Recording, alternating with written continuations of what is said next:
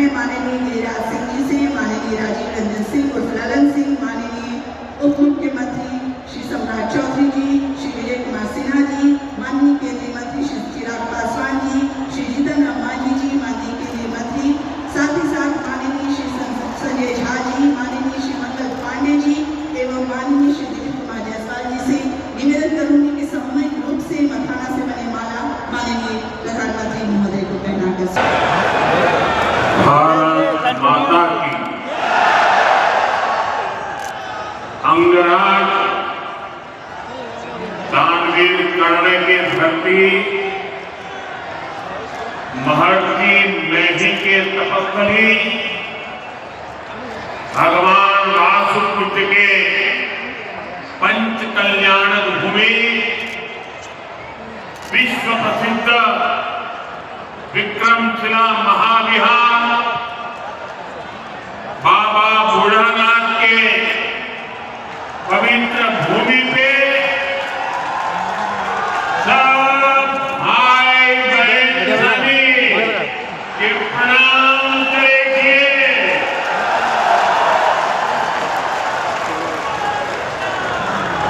मंच पर विराजमान बैटरी लगाएगा राज्यपाल श्रीमान आरिफ मोहम्मद खान जी, बिहार के लोकप्रिय एवं बिहार के विकास के लिए समर्पित हमारे लाडले मुख्यमंत्री नीतीश कुमार जी,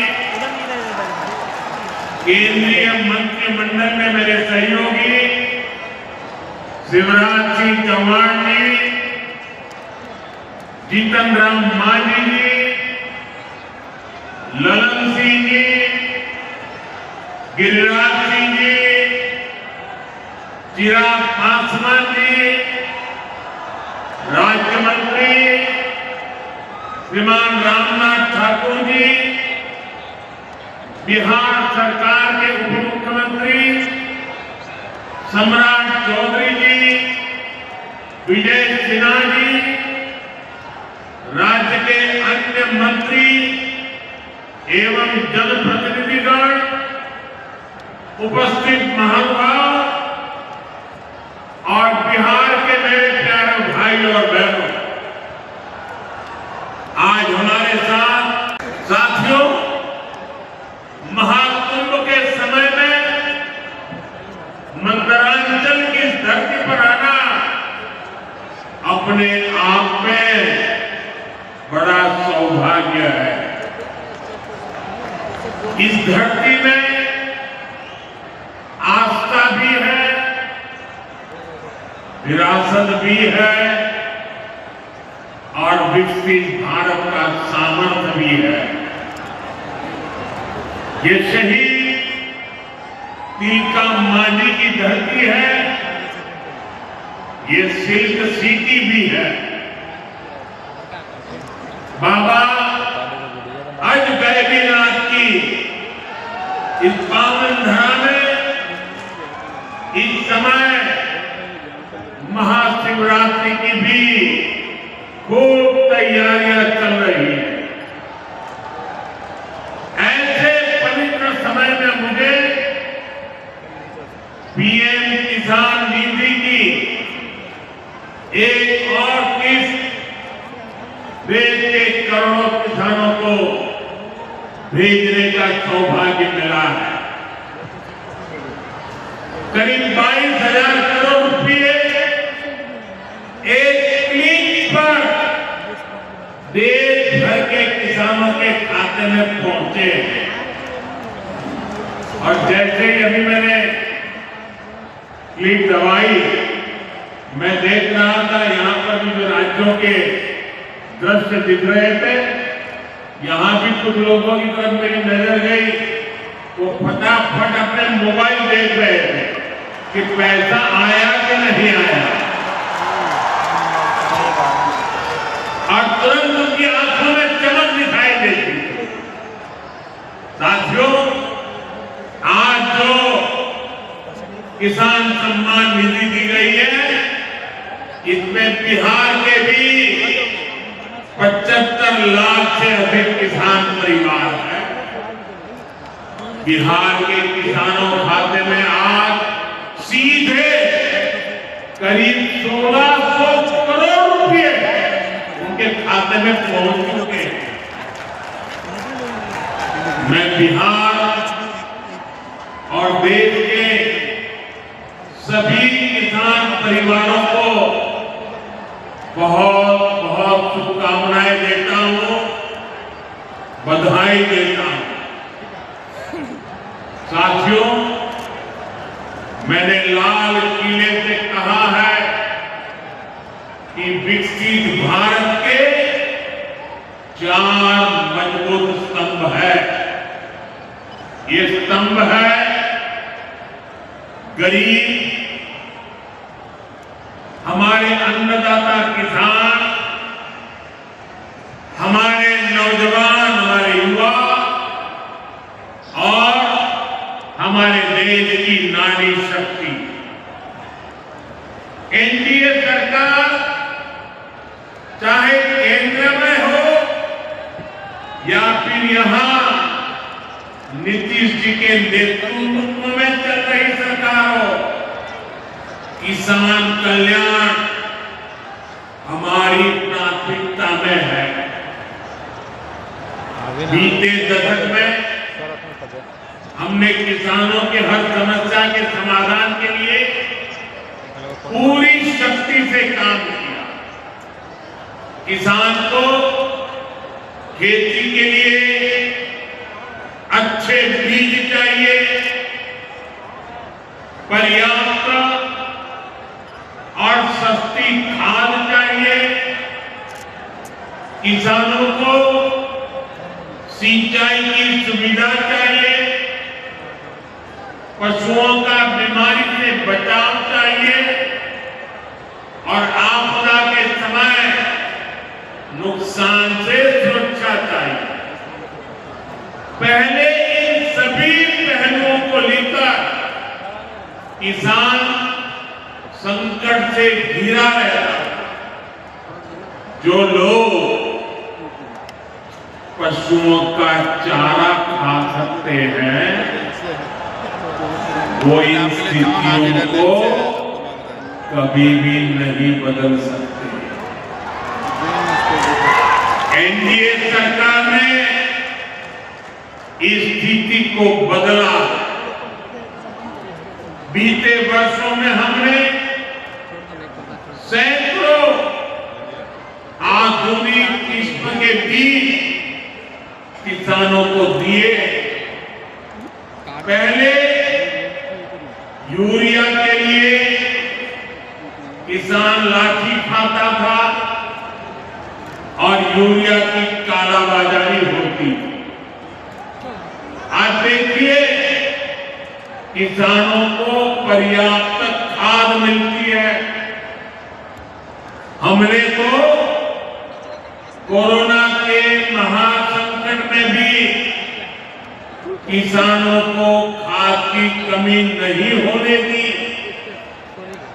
आप कल्पना कर सकते हैं कि अगर एनडीए सरकार न होती क्या होता।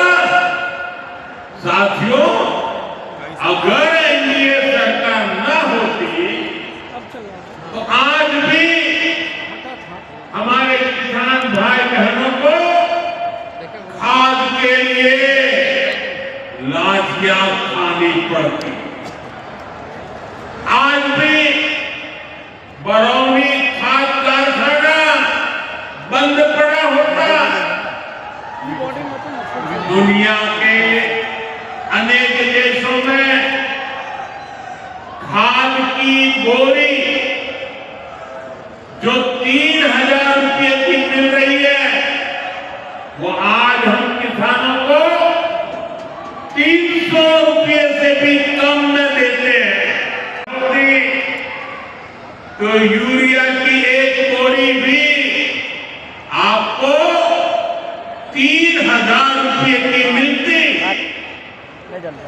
हमारी सरकार किसानों के बारे में सोचती है, उनकी भलाई के लिए काम करती है। इसलिए यूरिया और डीएपी का जो पैसा किसानों को खर्च करना था वो केंद्र सरकार खुद खर्च कर रही है। बीते 10 साल में करीब 12 लाख करोड़ रुपए जो खाद खरीदने के लिए आपके जेब से जाने थे वो बच गए। वो केंद्र सरकार ने बजट में से दिए। यानी इतना सारा पैसा 12 लाख करोड़ रुपया देश के करोड़ों किसानों की जेब में बचा है। साथियों, एनडीए सरकार न होती तो आपको पीएम किसान सम्मान निधि ये भी नहीं मिलती। इस योजना को शुरू हुए अभी करीब 6 साल हुए। अभी तक लगभग 3,70,000 करोड़ रुपए सीधे किसानों के खाते में पहुंच चुके हैं। बीच में कोई बिचौलिया नहीं, कोई कटकी कंपनी नहीं। 1 रुपया दिल्ली से निकले 100 पैसा सीधा पहुंचता है। ये आप जैसे छोटे किसान हैं जिनको पहले सरकार की योजनाओं का पूरा लाभ नहीं मिल पाता था। छोटे किसानों का हक भी बिचौलिए हड़प कर लेते थे। लेकिन ये मोदी है, ये नीतीश जी है जो किसानों के हक का किसी को नहीं खाने देंगे। जब ये कांग्रेस वाले, जंगल राज वाले सरकार में थे तो इन लोगों ने खेती का कुल जितना बजट रखा था उससे कई गुना ज्यादा पैसा को हम सीधे आप किसानों के बैंक खातों में भेज चुके हैं। ये काम कोई भ्रष्टाचारी नहीं कर सकता। ये काम वही सरकार कर सकती है जो किसान कल्याण के लिए समर्पित है। साथियों, कांग्रेस हो, जंगल राज वाले हो, इनके लिए आप किसानों की तकलीफ भी कोई मायने नहीं रखती। पहले जब बाढ़ आती थी, सूखा पड़ता था, ओला पड़ता था, तो ये लोग किसानों को अपने हाल पर छोड़ देते थे। 2014 में जब आपने एनडीए को आशीर्वाद दिया तो मैंने कहा ऐसे नहीं चलेगा। एनडीए सरकार ने पीएम फसल बीमा योजना बनाई। इस योजना के तहत 2.25 लाख करोड़ रुपए का क्लेम किसानों को आपदा के समय मिल चुका है। साथियों, जो भूमिहीन है, जो छोटे किसान हैं, उनकी आय को बढ़ाने में एनडीए सरकार पशुपालन को बढ़ावा दे रही है। पशुपालन गांव में हमारी बहनों को लखपति दीदी बनाने में भी बहुत काम आ रहा है। देश में अभी तक करीब 1.25 करोड़ लखपति दीदी बन चुकी है। इनमें बिहार की भी हजारों जीविका दीदियां शामिल है। बीते दशक में भारत में दूध उत्पादन 14 करोड़ टन से बढ़कर, याद रखिए, 10 साल में 14 करोड़ टन दूध उत्पादन से बढ़कर के 24 करोड़ टन दूध उत्पादन हो रहा है। यानी भारत ने दुनिया के नंबर 1 दूध उत्पादक के रूप में अपनी भूमिका को और सशक्त किया। इसमें बिहार की भी बहुत बड़ी भागीदारी है। आज बिहार में सहकारी दूध संघ प्रतिदिन 30 लाख लीटर दूध खरीदता है।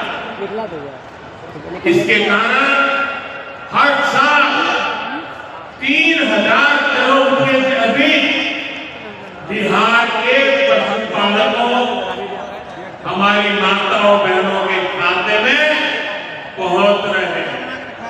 साथियों, मुझे खुशी है कि डेयरी सेक्टर को बढ़ावा देने के हमारे प्रयासों को राजीव रंजन जी यह सेंटर आम की, जर्दालू किस्म पर फोकस करेगा।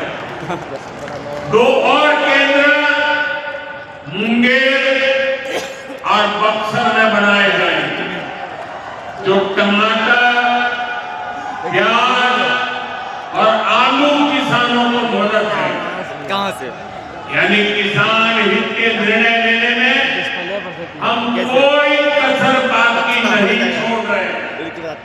साथियों, आज भारत कपड़े का भी बहुत बड़ा निर्यातक बन रहा है। देश में कपड़ा उद्योग को बल देने के लिए अनेक कदम उठाए जा रहे हैं। भागलपुर में तो कहा जाता है कि यहाँ पेड़ भी सोना उगलते हैं। भागलपुरी सिल्क, टसर सिल्क पूरे हिंदुस्तान में मशहूर है। दुनिया के दूसरे देशों में भी टसर सिल्क की डिमांड लगातार बढ़ रही है। केंद्र सरकार रेशम उद्योग को बढ़ावा देने के लिए फैब्रिक और yarn dye unit, fabric printing unit, fabric processing unit, ऐसे इंफ्रास्ट्रक्चर निर्माण पर बहुत जोर दे रही है। क्या बोलते हैं? इनसे भागलपुर के बुनकर साथियों को आधुनिक सुविधाएं मिलेगी और उनके उत्पाद दुनिया के कोने कोने में पहुंच पाएंगे। साथियों, बिहार की एक और बहुत बड़ी समस्या का समाधान एनडीए सरकार कर रही है।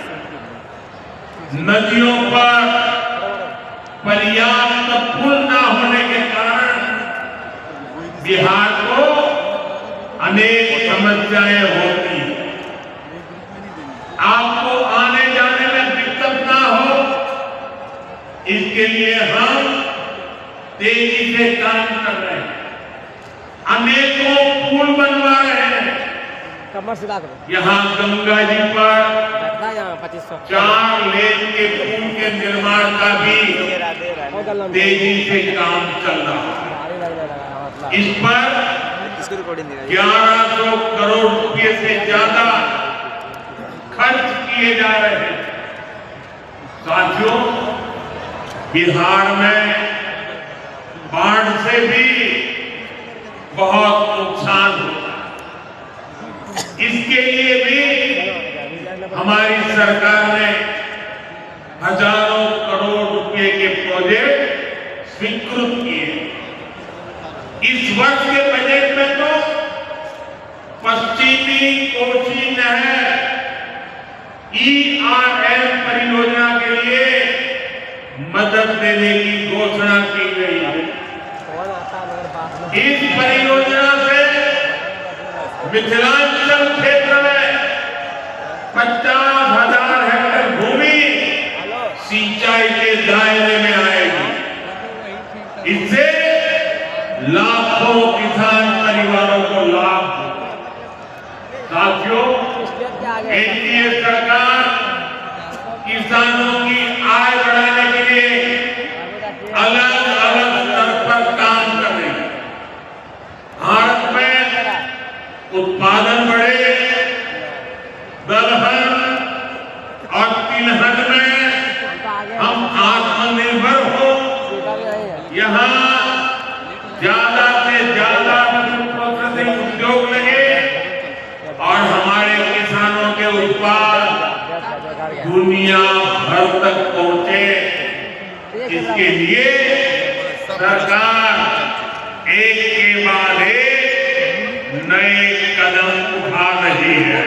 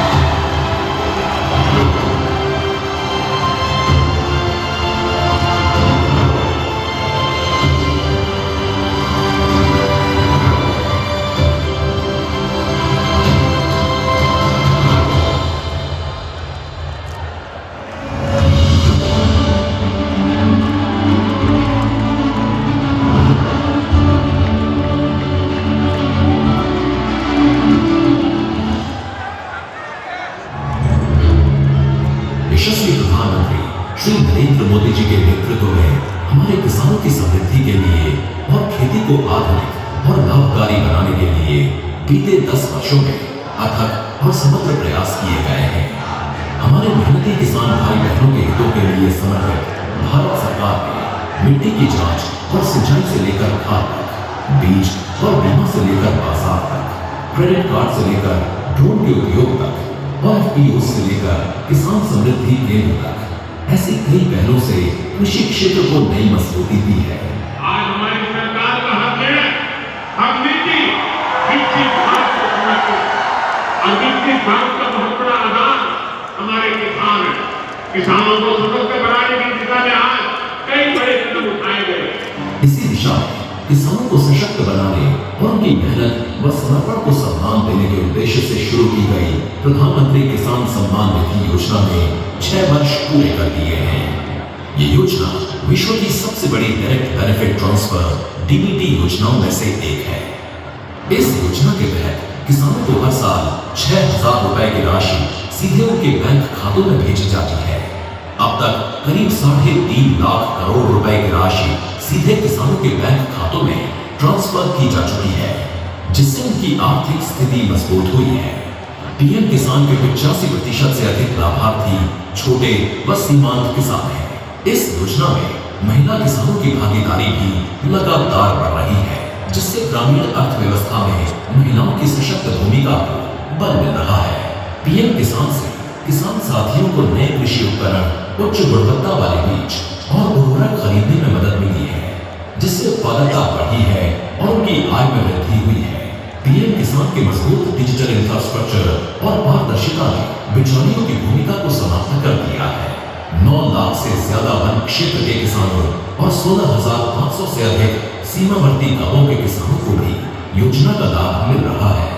कृषि और किसान कल्याण को प्राथमिकता देते हुए केंद्र सरकार ने अन्नदाता को उनकी उपज का उचित मूल्य दिलाने के लिए गत 10 वर्षों में 20 लाख करोड़ रुपए से अधिक की राशि से MSP पर गेहूं, धान, कपास, दलहन और तिलहन फसलों की खरीद की है।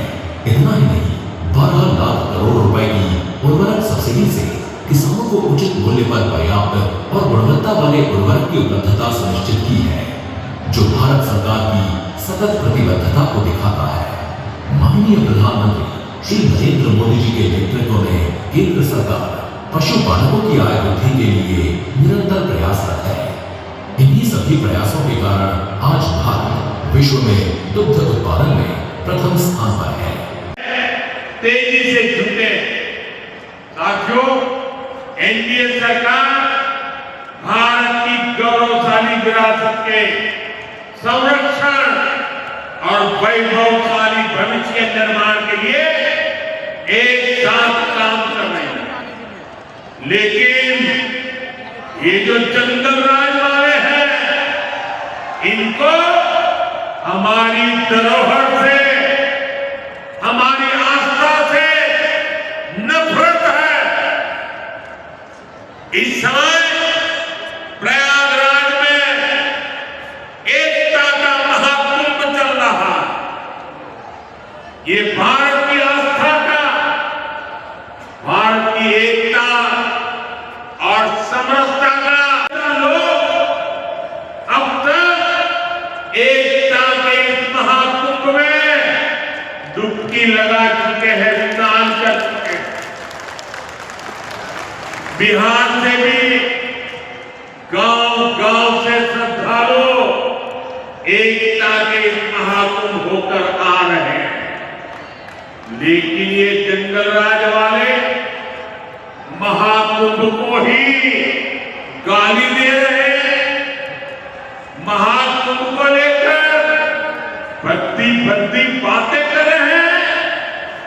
राम मंदिर से चिढ़ने वाले लोग महाकुंभ को भी कोसने का कोई मौका नहीं छोड़ रहे। मैं जानता हूं महाकुंभ को गाली देने वाले ऐसे लोगों को बिहार कभी भी माफ नहीं करेगा।